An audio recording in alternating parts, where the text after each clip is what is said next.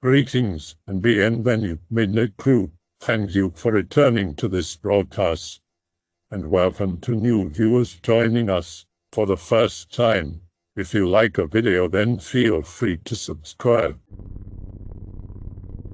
I used to live in a haunted apartment building. I can remember waiting for bacon with a plate standing in the kitchen. From the kitchen you can look down the hall into a room at the end. I can vividly remember looking into this room, and on the bed was something I thought was creepy. It looked like someone was standing on the bed with the covers over it, motionless. I had this sudden urge to run to it and tackle the thing, but an odd creepy feeling telling me to stay the fuck still. I sat in that same spot and ate my breakfast watching this thing not move. I finished and put my plate in the sink. When I returned to that same spot, I saw that the door was closed. Curious, I walked down the hall and opened the door to see nothing at all. The bed was perfectly made and no one else was in the apartment other than my mother and I. It's not super creepy, but that apartment had many strange things happen. Some units would burn down almost every month and everyone would seem to have the same dream. In this dream I had as many others in the building. All alone, all the doors open and everything empty as if it were abandoned. Look outside, no cars, no people, nothing, completely empty. I would feel scared and a feeling of desertion. I would walk down the stairs to hear someone walking up the stairs. An overwhelming sense of fear came over me, telling me not to get close to this thing. I ran upstairs back into the unit and climbed out the window onto a ledge and somehow finding a way to the ground. As soon as anyone made their way to the ground, the dream was over. My mother tells me about this dream from time to time. Still sends shivers down my spine. Nobody believes this shit, but X seems pretty receptive. Story is completely true as I remember it. My family used to live in a huge, log-a-frame style house when I was 7 to about 10. It was a really sweet house with about a 90-acre wooded lot. I don't know the exact square footage, but the house was enormous, especially to a kid who had never known anything but two-bedroom apartments. After we had lived there for about a year, my mom and sister went out of town to visit my grandparents and my father and I were in the house alone. At about midnight on the first night they were gone, my dad woke me up and we went into town to spend the night in a hotel. As an adult, he told me that he just had an extremely uneasy feeling that night, like being watched, but attributed it to being surrounded by forest in a relatively unfamiliar house. My younger sister was only like 2 years old when we first moved in, but as she got older, some really weird shit started happening around the house. Lights would turn on and off on their own, pictures would fall off the walls, the usual. None of us thought it was a huge deal, except for my sister, who told us that Stan was doing these things. She described Stan as an old man with white hair and ripped up clothes. She would talk to Stan all the time.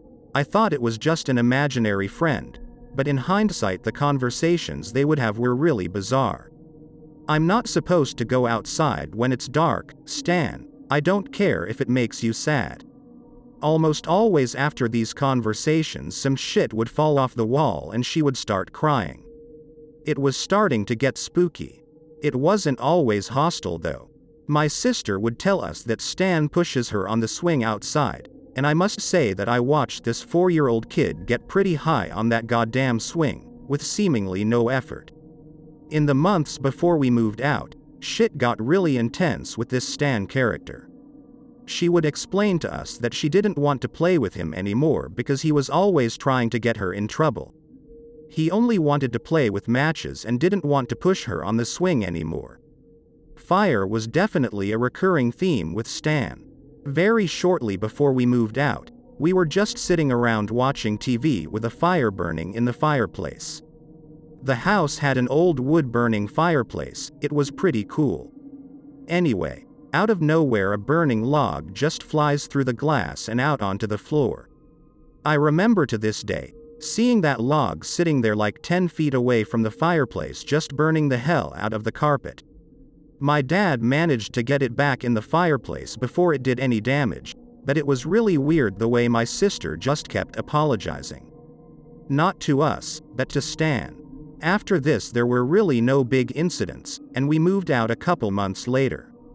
Much later, when I was around 15 or 16, we met another local family who used to live in the house. They asked us if any weird shit ever happened, and their stories were pretty consistent with ours, minus an actual entity.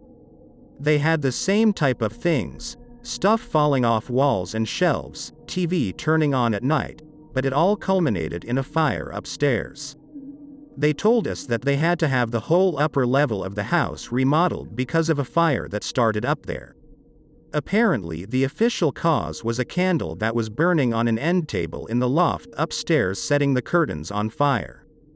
The only problem is that the window was closed and there was plenty of distance between the candle and curtains, so how could they have come in contact? Not too spooky, I know, but it's the only real shit I've ever experienced.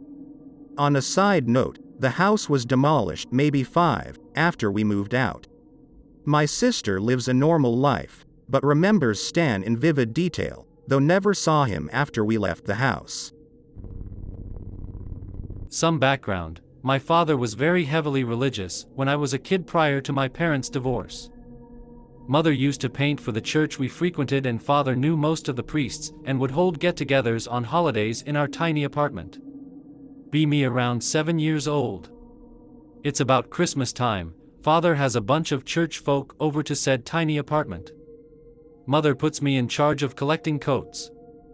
Meeting everyone at door while collecting coats and putting in parents' room. Couple shows up with their kid, he's younger than me, probably like 4. Never seen them at church. Kid was super awkward and shy. Mother puts me in charge of entertaining their kid, calling him Jimmy. Tried ditching. Does not work, where I go he follows mumbling to himself. Sister wouldn't help either, busy with her friends. Finally give up and go to my room with Jimmy following me. Let Jimmy play with my toy collection so he would leave me alone. Sitting on little plastic green kid chair pulled up to little plastic kid table that had different color legs, watching Jimmy play with my toys. Jimmy's mumbling became more relaxed. Realize he isn't mumbling but talking to someone. Ask Jimmy who he's talking to. Ignores me, continues to talk aloud to something. Get a little creeped out, chill runs up my back. Jimmy takes 2 of my action figures and crawls out of my view, going underneath the little plastic kid table that I'm sitting at. Feel cold. Jimmy stops talking. Look just enough to see Jimmy staring at something. Decide to join Jimmy under the table. Look up. A disembodied pale face staring back at me, floating with long hair. Freeze in my tracks, shitting bricks. Face looks super pissed, opens its mouth as if it's screaming at me. No sound, super fucking cold. Can't scream. Manage to jolt up, send table flying, knock over toys and chairs and bail out of the room. Tell my mom, she pays no mind. Spend the remainder of the night sitting outside on the deck in the cold, scared shitless.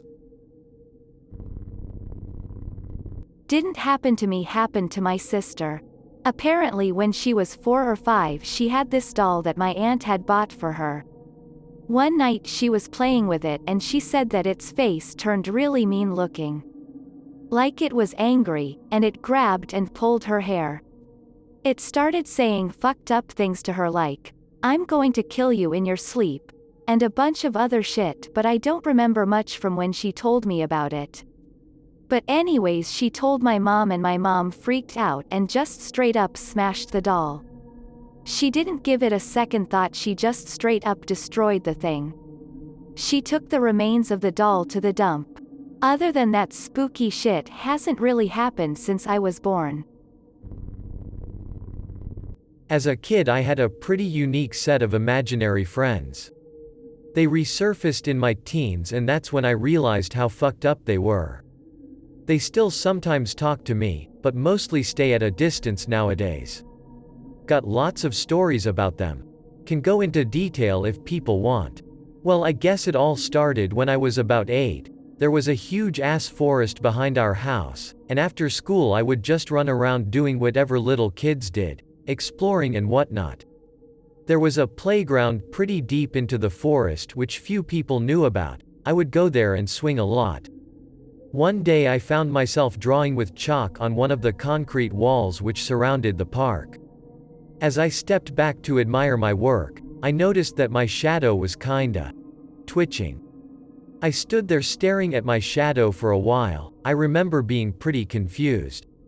Then it said something. My shadow's head would twitch more violently than the rest of its body while communicating with me. It spoke with a beautiful voice, but definitely masculine. It said that it was from a faraway land, and had been waiting for someone to find him for a long time. I talked to it, but the shadow did not respond, and the shaking gradually stopped completely. Well, the next day I decided to go back down to the park and try to talk to the shadow again. I approached the same concrete wall and stared at my shadow. Soon the twitching started, and once again the shadow talked. It seemed happy that I had returned, and apologized for leaving yesterday. I got the impression that the shadow was an adult, even if it was the same size, proportions as me. The shadow and I talked for a long time, and he informed me that he is an ambassador from somewhere that isn't here, his exact words. I asked him something to the effect of, "Why are you in this park?" To which he replied, "Because only you know of this place."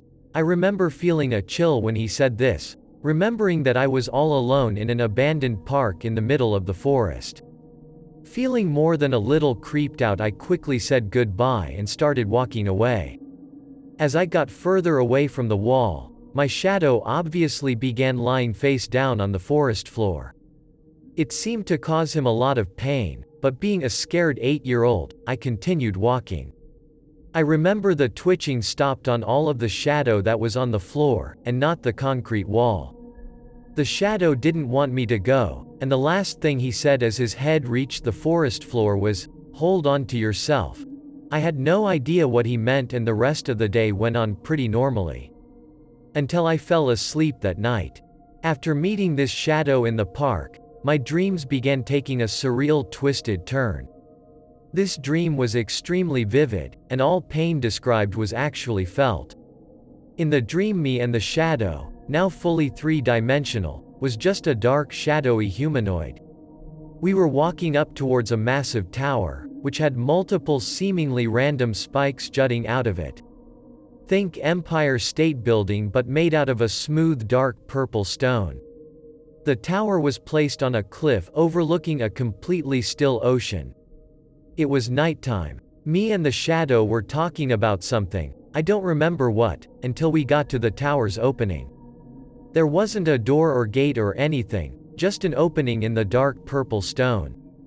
The shadow said something to the effect of, "I cannot accompany you inside the tower." So I continued alone. The last thing the shadow says to me is, "Hold on to yourself." Continuing to walk, the tower somehow shifts into a cabin in the middle of a red desert. The cabin looked run down and was made of twisted and warped gray wooden planks. I began feeling this aura of complete hopelessness and despair. A hooded figure floated out of one of the windows of the cabin and continued to float till it was eye level with me. Now this thing was humanoid to some degree, save for the fact its skin was dark purple and it had 3 eyes, its face was elongated and its mouth had very small, but seemingly infinite amounts of small fangs. I have drawn this figure multiple times if you would like to see a better description. Even as an 8-year-old I knew this was bad fucking news, so I ran into the cabin, and jumped into a rusty, metal bed, pulling some covers over me as I did. The covers were thin, and I could see through them. The bed was placed next to a window, and I watched as the figure slowly floated up to the window and snatched the covers off of me. It began smiling, a very wide, toothy grin.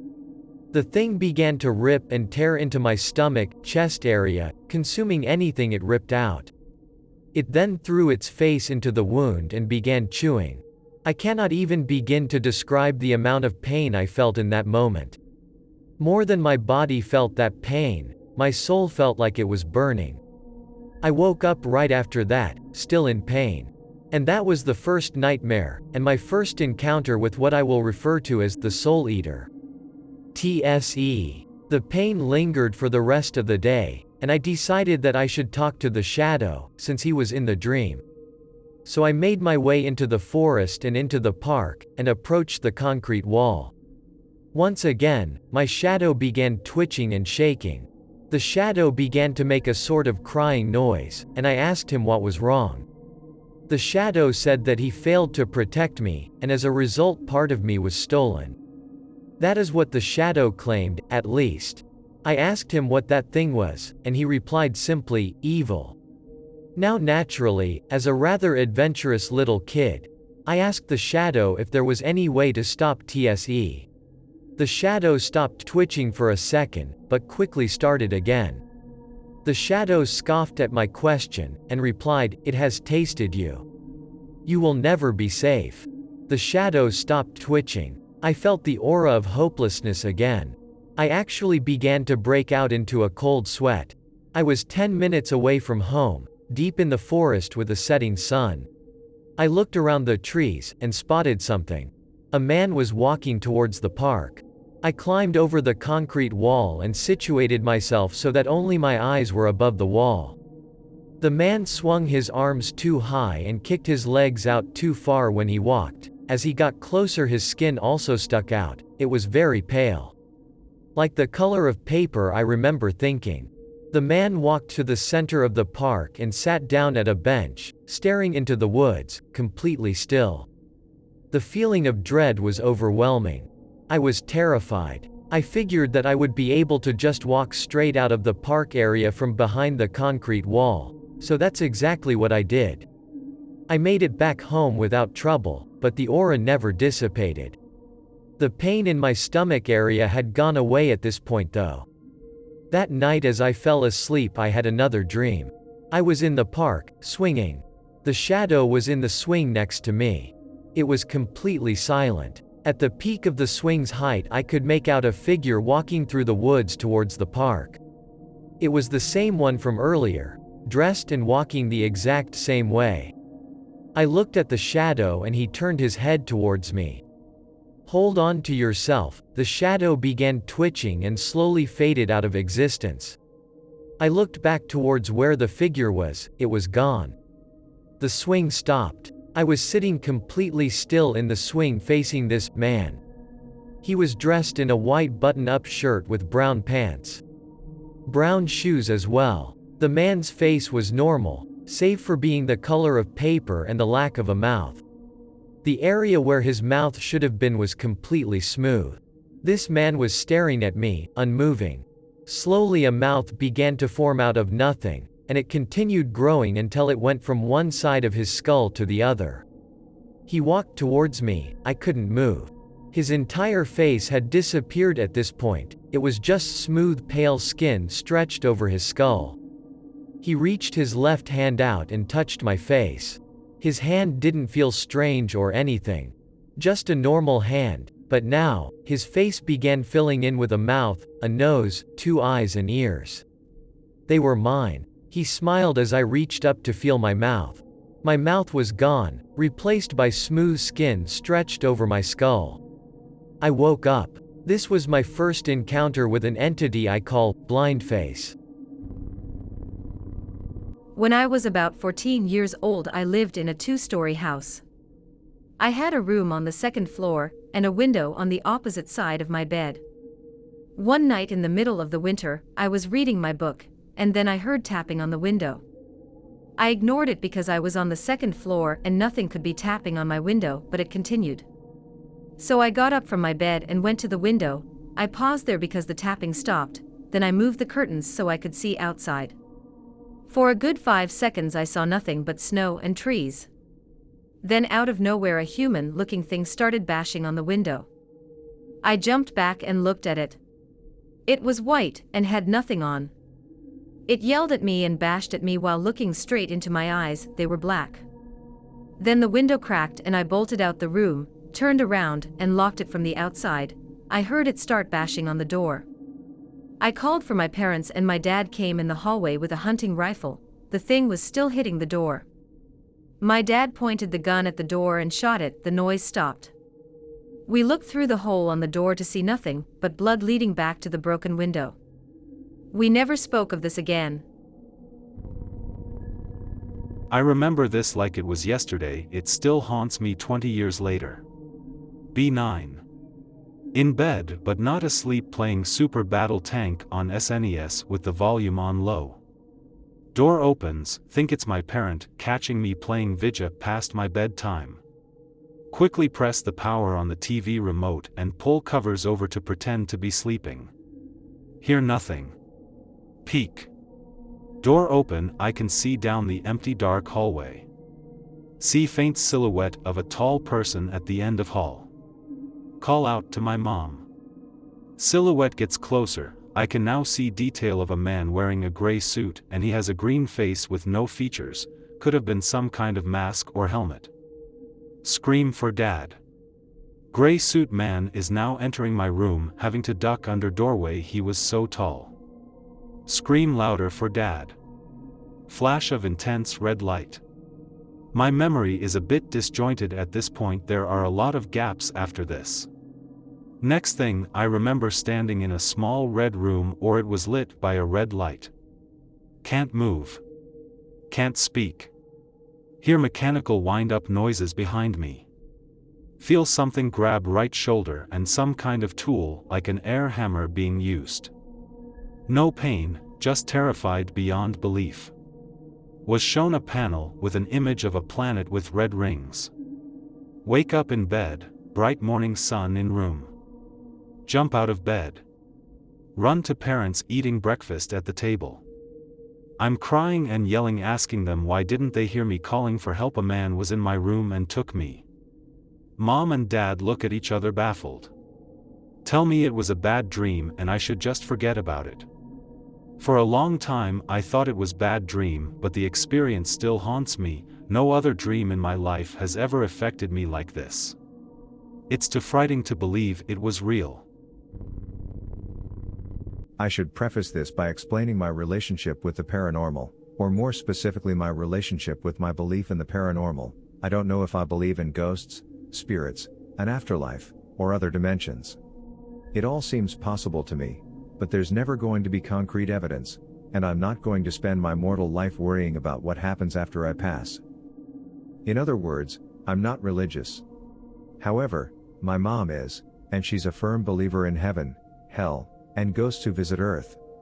When I was a child, she would retell her ghostly encounters anytime someone asked, or simply anytime there was nothing else to talk about. She never told them in the vein of an older kid trying to scare the younger kids at a campfire, holding a flashlight under their chin and cueing a friend to jump out screeching from a nearby bush at the punchline, but it was more like how one might recount a strange or interesting interaction with someone at work or in the grocery store.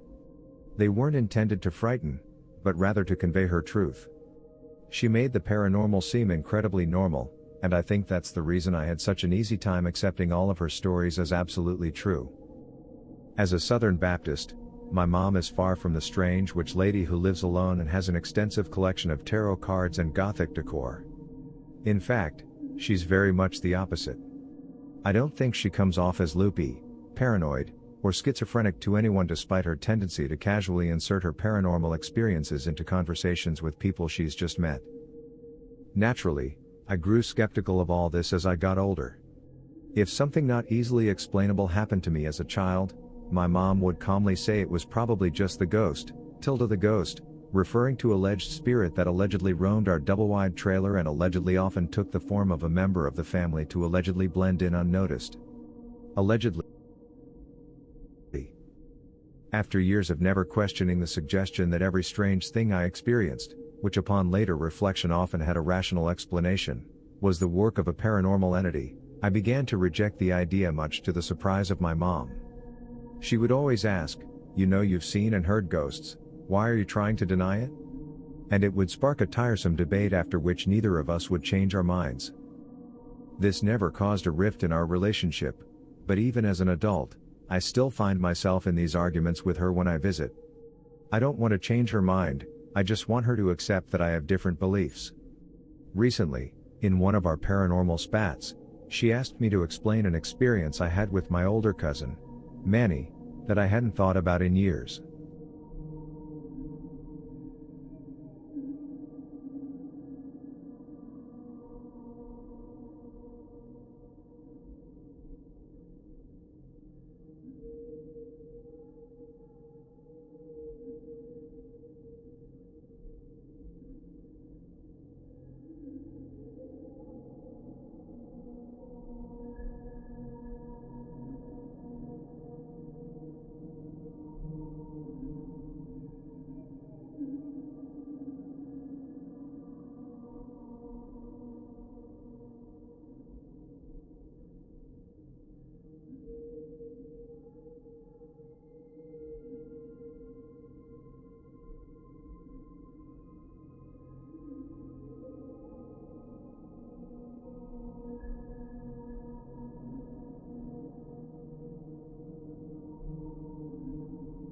Anyway, I immediately knew something was off as soon as we started down the hallway.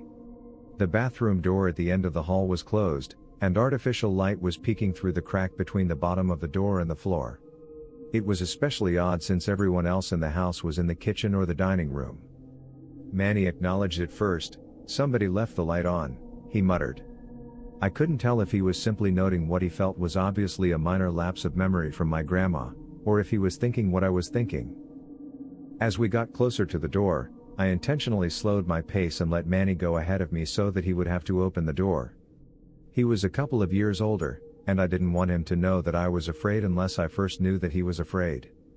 When he finally reached out for the doorknob, my heart was racing, and his must have been too, because I could see a slight tremble in his hand, and he was clearly slowing his motions to delay facing what was behind the door. I mustered the courage to grab his forearm and stop him from opening it, and I excused my actions by asking, "Wait a second, is Grandma in there?" I knew she wasn't. I had just seen her when she left the kitchen, and it would have been physically impossible for her to beat us to the bathroom without us noticing, but I was hoping to convince Manny to go back to the kitchen with me for a quick head count. Just as the words left my mouth, the doorknob began violently shaking. We both squealed, hands drawn to our chests while the knob shook for about 3 seconds. We turned and sprinted back to the kitchen and explained what had happened to the adults. My aunt checked the bathroom, and it was empty. There were no signs of anyone getting in or out through the window. My aunt, mom, and grandma wrote it off as just another ghost, and so did me and Manny. This story is the hardest for me to explain, because it's an encounter in which myself and a witness, Manny, experienced exactly the same thing.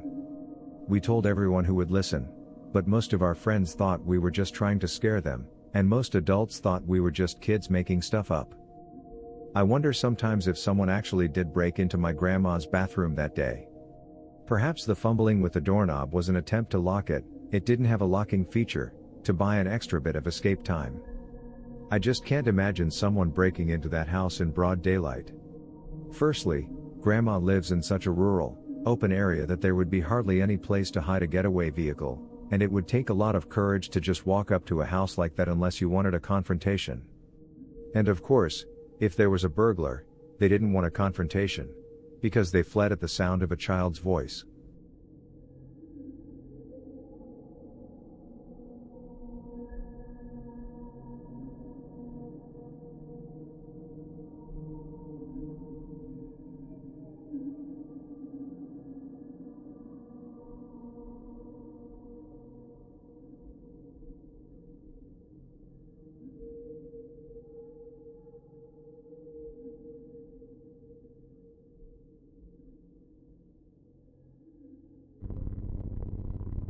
I hope that you enjoyed tonight's broadcast.